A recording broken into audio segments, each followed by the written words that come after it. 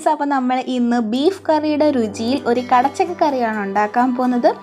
അപ്പോൾ സബ്സ്ക്രൈബ് ചെയ്യാത്തവർ സബ്സ്ക്രൈബ് ചെയ്ത് നമ്മളെ സപ്പോർട്ട് ചെയ്യുക. അപ്പോൾ അതിനാദ്യം ആവശ്യമായിട്ടുള്ളത് പോലെ ഒരു കടച്ചക്കയാണ്. ഈ കടച്ചക്ക നന്നായി ഒന്ന് ചെത്തി ഇതുപോലെ ഒന്ന് അരിഞ്ഞ് വെള്ളത്തിലിട്ട് വെക്കണം. വെള്ളത്തിലിട്ട് വെച്ചില്ലെങ്കിൽ അത് കറുത്തു പോകും. ഇപ്പം തന്നെ കുറച്ചൊക്കെ കറുത്തു പോയിട്ടുണ്ട്. അപ്പോൾ ചെത്തിയ ഉടനെ അരിഞ്ഞ് എന്ത് ചെയ്യണം, വെള്ളത്തിൽ തന്നെ ഇട്ട് വെക്കുക. ഇനി നമുക്ക് ഇതിനുള്ള അരപ്പ് ചേർക്കാൻ, ഈ കറിക്കുള്ള അരപ്പ് ചേർക്കാനായിട്ട് 1 കപ്പ് തേങ്ങ, അതുപോലെ കുറച്ച് ചെറിയുള്ളി, 1 കഷ്ണം ഇഞ്ചിയും ആവശ്യമാണ്. ഇനി നമുക്കൊരു ഫ്രൈങ് പാൻ എടുത്ത് നന്നായി ഒന്ന് ചൂടാക്കി 1 കപ്പ് തേങ്ങയും അതുപോലെ ഇഞ്ചി ചെറുതായിട്ട് അരിഞ്ഞതും ചെറിയുള്ളി അരിഞ്ഞതും കൂടി ഇട്ട് ലോ ഫ്ലെയിമിൽ നന്നായി ഒന്ന് വറുത്തെടുക്കാം. ഇനി തേങ്ങ നല്ല ബ്രൗണിഷ് കളറായി വരുമ്പോഴത്തേക്കും നമുക്ക് പൊടികളൊക്കെ ഇട്ടൊന്ന് ചൂടാക്കിയെടുക്കാം. ആദ്യം 1 ടേബിൾ സ്പൂൺ മല്ലിപ്പൊടി, 1 ടേബിൾ സ്പൂൺ മുളക് പൊടി, പിന്നെ 1/4 ടേബിൾ സ്പൂൺ ഗരം മസാല, ഇവയെല്ലാം ഇട്ട് നന്നായി ഒന്ന് മിക്സ് ചെയ്തെടുക്കാം. ലോ ഫ്ലെയിമിൽ തന്നെ ഇട്ടാൽ മതിയാവും. ഇനി ഇത് നമുക്ക് മിക്സിയുടെ ചെറിയ ജാറിലേക്ക് മാറ്റി വെള്ളം ഒഴിക്കാതെ ഒന്ന് പൊടിച്ചെടുക്കാം.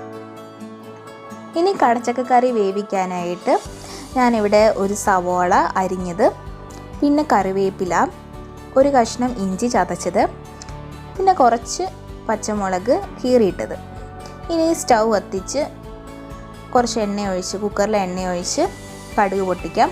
അത് പൊട്ടി വരുമ്പോഴത്തേക്കും നമ്മൾ അരിഞ്ഞു വെച്ച സവോളയും പച്ചമുളകും ചതച്ച 1 കഷ്ണം ഇഞ്ചിയും പിന്നെ കറിവേപ്പിലയും ഇട്ട് 1 സ്പൂൺ ഉപ്പുമിട്ട് നന്നായി വഴറ്റിയെടുക്കാം.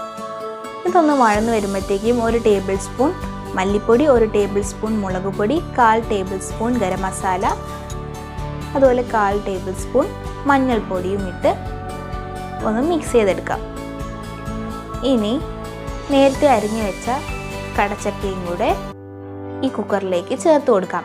ഇനി 2 കപ്പ് വെള്ളം ഒഴിച്ച് നന്നായി ഒന്ന് ഇളക്കി കുക്കറൊന്ന് അടച്ച് വെച്ച് കടച്ചക്ക വേവിക്കാം. 1 വിസിൽ മതിയാവും. ആവി പോയി കഴിയുമ്പോൾ കുക്കർ തുറന്ന് നേരത്തെ മിക്സിയിൽ തയ്യാറാക്കി വെച്ച അരപ്പും കൂടി ചേർത്ത് നന്നായി ഒന്ന് മിക്സ് ചെയ്യാം. ഉപ്പിൻ്റെ കുറവുണ്ടെങ്കിൽ ഈ സമയത്ത് ചേർത്ത് കൊടുക്കാവുന്നതാണ്.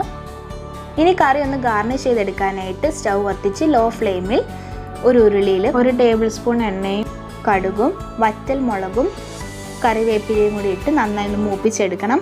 എന്നിട്ട് നമ്മൾ നേരത്തെ തയ്യാറാക്കി വെച്ച കടച്ചക്ക കറിയിലേക്ക് താളിക്കണം. ഇപ്പോൾ നമ്മളുടെ കടച്ചക്ക കറി റെഡി.